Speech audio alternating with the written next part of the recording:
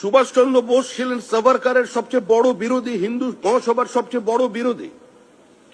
হিন্দু মহাসভার প্রত্যেকটি সভার কয়েকদিনের মধ্যেই তিনি গিয়ে আবার সেখানে পাল্টা সভা করে বলতেন যে ত্রিশূল নিয়ে আর যাই হোক রাজনীতি করা যায় না, যেটা বিভিন্ন সময় সংবাদ মাধ্যমে পরিবেশিত হয়।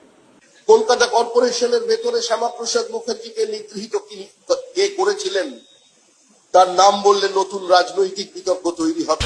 বেশ বেশ বেশ বেশ করেছি, প্রতিবাদী এক আগুনে পড়েছি, বেশ করেছি, ক্ষমতার মুখে পাথর ছুঁড়েছি, বেশ করেছি, শত্রুর মনে শঙ্কা পুঁতেছি, বেশ করেছি, যুদ্ধ যুদ্ধ যুদ্ধ আওয়াজ তুলেছি, বেশ করেছি, সাবধান বাণী কখনো মানিনি, পারিনি টানতে ব্রিটিশের খানি, সমুখ সমরে এখনো হারিনি, ইতিহাস সবে আমারে কাহিনী। Bose His actions faster than thought. Bose They looked for him where he was not. Bose Incapable of being caught. Bose His lines were sharp and theirs were blunt. Bose